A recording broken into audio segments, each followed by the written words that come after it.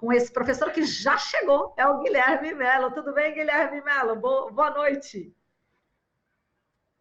Boa noite, prazer estar aqui, prazer ser espectador. Prazer é o nosso, Guilherme Mello, professor do Instituto de Economia da Unicamp, diretor do Centro de Estudos de Conjuntura e Política Econômica dessa universidade. Guilherme, bom, o presidente Jair Bolsonaro afirmou agora nesse sábado, lá em Goiás, né, que vai prorrogar o pagamento do auxílio emergencial a trabalhadores informais e desempregados até o final do ano. Mas o valor não vai ser de R$ 600, né, o que circulou aí pela imprensa, que pode ser R$ 300, mas o martelo ainda não foi batido. A nova proposta vai ser encaminhada na próxima terça-feira aos líderes dos partidos no Congresso. Sobre o Renda Brasil, que vai substituir o Bolsa Família, a gente viu uma cena aparente de atrito aí entre o presidente e o ministro da Economia, o Paulo Guedes, que chegou a dizer que Bolsonaro tinha dado um carrinho nele, né? Falando aí na linguagem futebolística, e disse que ainda bem que foi fora da área, senão era pênalti. Até que ponto, Guilherme, existe essa possibilidade de expulsão do ministro Paulo Guedes nesse jogo, né, que agrada tanto o mercado financeiro e elite econômica? E qual que é a jogada que você vê aí por trás desse auxílio emergencial? Olha, a questão, talvez seja a questão mais importante do governo Bolsonaro, né? Nós temos uma situação em que uma parte relevante dos brasileiros, devido ao auxílio emergencial, passou a ter uma renda maior no pós-pandemia do que no pré-pandemia. Vocês lembraram muito bem, o valor do auxílio foi, na verdade, uma conquista da oposição, não foi uma conquista do governo. O governo não queria pagar esse valor, mas aceitou pagar depois de muita negociação, e isso tem um impacto, porque veja como isso influi na vida das pessoas. A renda das pessoas aumentou com a pandemia, o que parece um contrassenso, mas também isso demonstra o nível baixo de renda da população brasileira, né? De rendas do trabalho, um nível muito baixo, o que mostra também a fraqueza que a economia vinha. O Paulo Guedes falava que ela estava decolando, mas a verdade é que a economia vinha em uma grande depressão desde 2015. Né? Agora, o que fazer diante da inevitável transformação do auxílio emergencial? Quer dizer, ele não será mais no valor de R$ 600, até porque o orçamento de guerra termina no final do ano. Né? Eu acho, sinceramente, que o governo deveria manter o auxílio no valor de R$ 600 até o final do ano.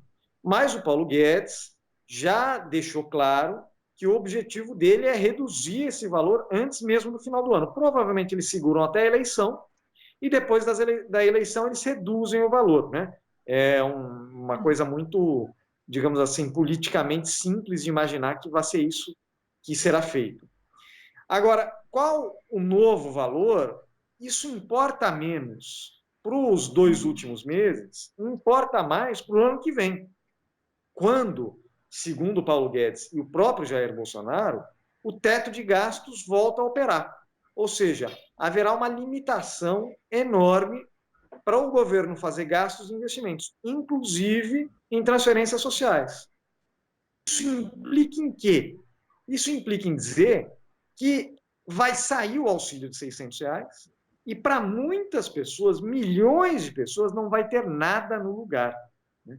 Claro que uma parcela dessas pessoas deveriam estar recebendo auxílio, a gente sabe disso. Militares, servidores públicos, que fraudaram o auxílio com, digamos assim, a complacência dos mecanismos de controle do governo, né? Onde já se viu militar que tem soldo, que tem salário, ganhar auxílio emergencial. Mas milhões de brasileiros deixarão de receber esse auxílio, enquanto outros milhões passarão a ver sua renda diminuir pela metade ou até mais.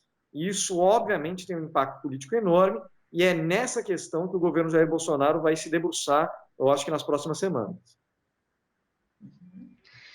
Agora, Guilherme, a proposta do Renda Brasil, que deve substituir o Bolsa Família, vai extinguir o Farmácia Popular. O Estado não vai acabar gastando mais com as pessoas que, sem acesso aos medicamentos, podem ficar doentes e pressionar ainda mais o sistema público de saúde? A proposta do Renda Brasil é uma proposta que ainda basicamente não existe, né? Se fala um monte de coisas, mas como em tudo no governo, a definição fica sempre para a semana que vem. Se sabe é que ele vai pegar o Bolsa Família e mudar de nome, né? É uma jogada puramente de marketing político, que o Bolsa Família é uma marca conhecida e reconhecida, inclusive internacionalmente. Ganhou múltiplos prêmios com um programa de transferência de renda muito eficaz no combate à pobreza, né? Agora, além do Bolsa Família, o Guedes quer juntar outros benefícios sociais, na verdade, extinguir esses benefícios e somar o orçamento desse benefício ao valor do Renda Brasil para dar um valor maior, né, para o Renda Brasil. Só que esses benefícios, muitas vezes, não tem nada a ver com Seguridade Social. Vamos pegar o caso do Farmácia Popular. Farmácia Popular não é previdência e não é assistência social. Farmácia Popular é um programa no campo da saúde. E assim deve ser tratado, certo? Se você extinguir Farmácia Popular, as pessoas podem até ganhar 30, 40 reais a mais no benefício, as pessoas que receberem. Tem muitas pessoas que são clientes do Farmácia Popular, mas não receberão o Renda Brasil. Essas têm uma perda imediata de renda. E mesmo as que receberem, vão ter perda, porque ele vai receber um pouquinho a mais, mas vai ter que gastar em remédio para diabetes, remédio para pressão, quer dizer, tratamentos que já comprovadamente, por estudos científicos, economizam dinheiro para o Estado. Porque você dando esse medicamento, essa pessoa fica menos doente e vai menos para o hospital. E, portanto, economiza recursos públicos. Então, Farmácia Popular é um bom exemplo de um programa que nada tem a ver com assistência social e que o governo planeja, ou pelo menos disse que poderia somar para o orçamento do Renda Brasil. Mas tem outros. O abono salarial, por exemplo, que foi o tema da polêmica do Bolsonaro com o Guedes, é um benefício pago para trabalhadores que ganham entre 1 e 2 salários mínimos. Muitos desses trabalhadores não terão direito ao Renda Brasil, ou eles simplesmente vão perder renda. É gente que ganha um salário mínimo que vai ficar ainda mais pobre, porque tem muita gente que fala, mas um salário mínimo o sujeito não é pobre. Bom, vá viver vai sustentar uma família com um salário mínimo e vai ver se é fácil, se há condições para fazer isso. Então, esses programas, o abono, Farmácia Popular, até alguns falam do BPC, o que seria absolutamente, na minha opinião, inclusive inconstitucional, né? Mas outros, o próprio abono, você teria que mudar a Constituição, mas outros programas, o próprio seguro defeso, que é um seguro para trabalhadores pescadores pobres não pescarem na época da reprodução dos peixes, se for cancelado, mas tem muita fraude, então que se combata a fraude.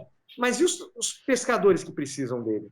Então, o Renda Brasil, de fato, da forma que foi anunciado inicialmente, é uma forma de tirar do pobre e dar para o muito pobre, sem melhorar muito o valor do benefício do Renda Brasil. Porque o valor máximo que eles conseguem chegar, juntando todos esses benefícios, é 270, 280 reais, que na prática é a mera correção inflacionária no Bolsa Família, né? Que já deveria ter sido feito lá no governo Temer e agora no governo Bolsonaro. Então, cadê aquele plano audacioso que vai garantir para o Bolsonaro um apoio popular? Eu acho que, na verdade, o governo está em uma grande dificuldade. E, fundamentalmente, essa grande dificuldade tem nome, chama teto de gastos. Muito bem. Vamos aprofundar essa questão do teto de gastos. Estava te ouvindo, inclusive, essa semana, numa entrevista com o Glauco Faria, na Rádio Brasil Atual, e você chamou o teto de gastos dizendo o seguinte, que a cloroquina da economia promete curar, não cura, além de ter efeitos colaterais. Achei ótimo essa comparação. E você fez, inclusive, com essa comparação com o personagem da obra Memórias Póstumas de Brás Cubas, né? E tudo isso no meio de uma pandemia, onde o Estado aí deve justamente garantir atendimento médico à população, o que demanda mais trabalho aos servidores públicos da saúde, que terão seus salários possivelmente atingidos por esse teto. Então, quais são as contraindicações, Guilherme, do teto de gastos, já que os problemas decorrentes da pandemia devem continuar ainda no próximo ano? Olha, a principal contraindicação é o fato de que você vai ter que, já cortou e vai ter que cortar mais investimentos públicos.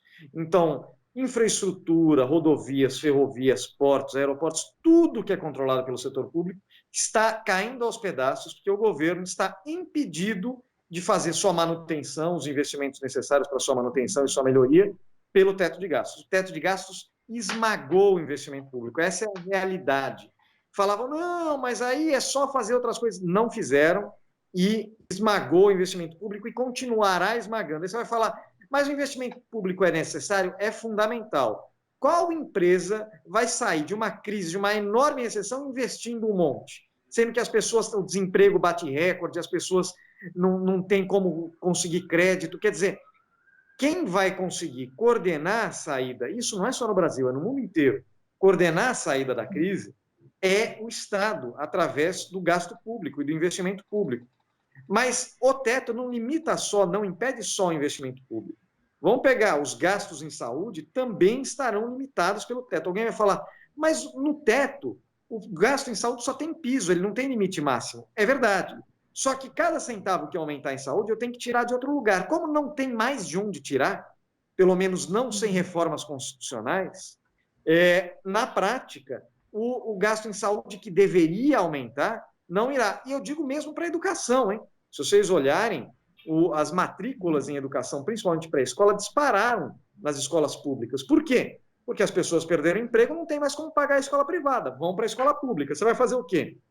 Reduzir o investimento por aluno em educação. Quer dizer, esse teto de gastos, ele é mal feito, ele é tão mal feito, Marilu, que ele já teve que ser feita uma emenda esse ano para você suspender o teto, né? O chamado orçamento de guerra.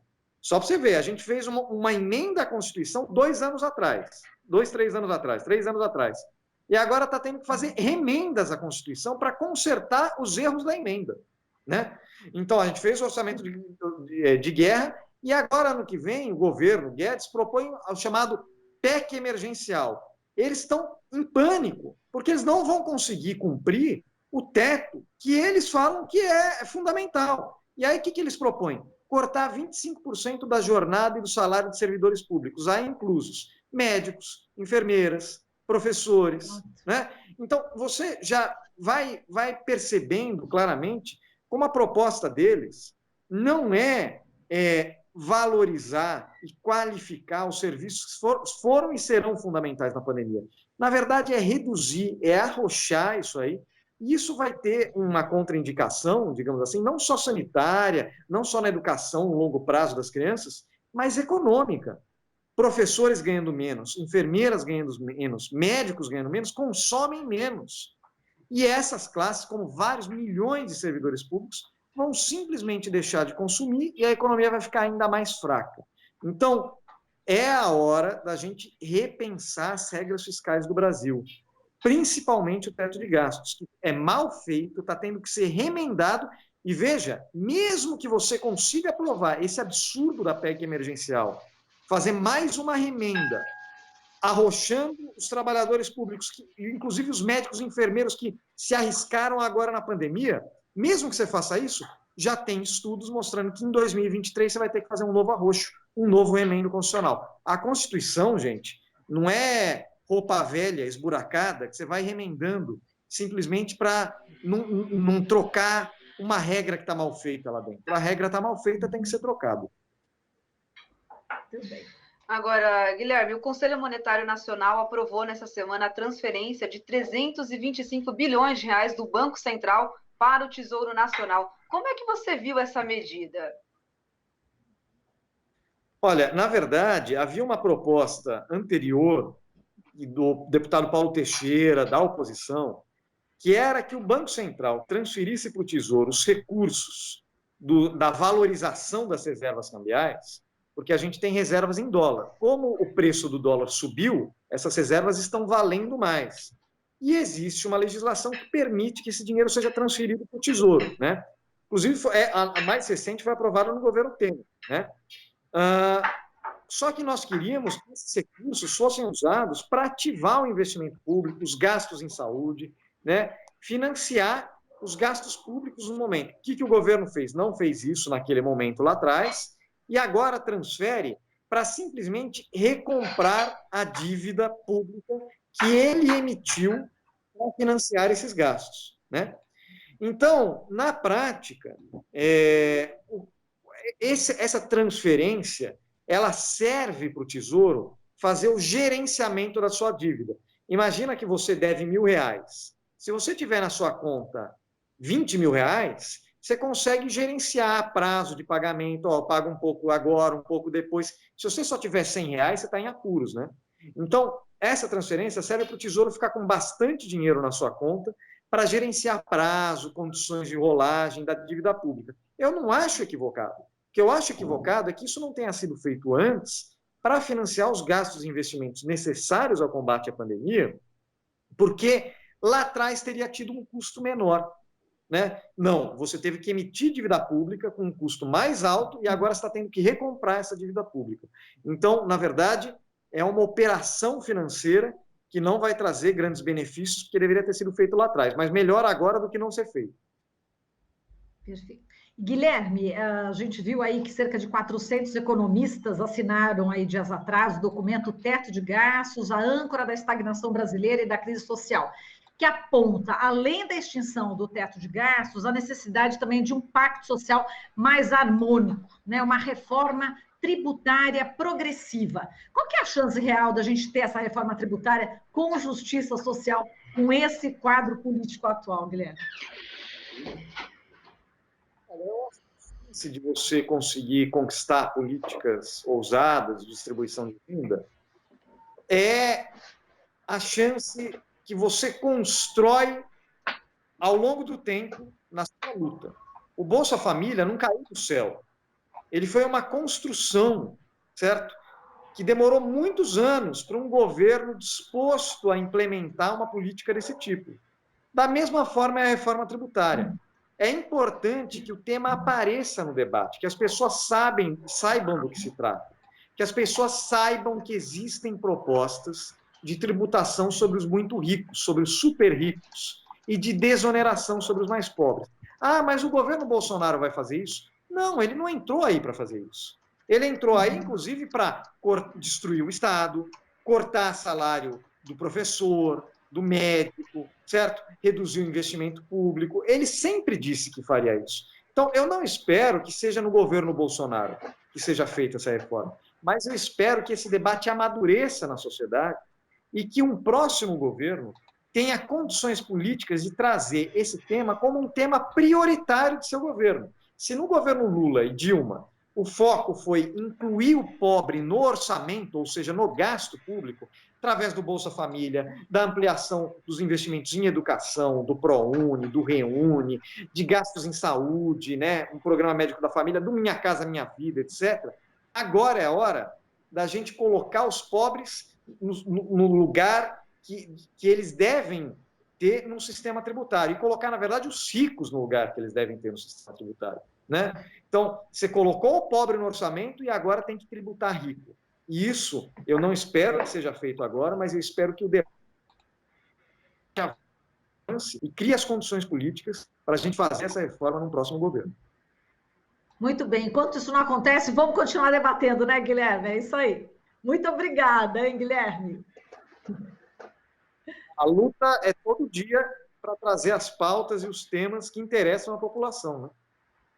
É isso mesmo. Muito obrigada pela sua participação, por compartilhar todo esse conhecimento seu. Forte abraço, Guilherme.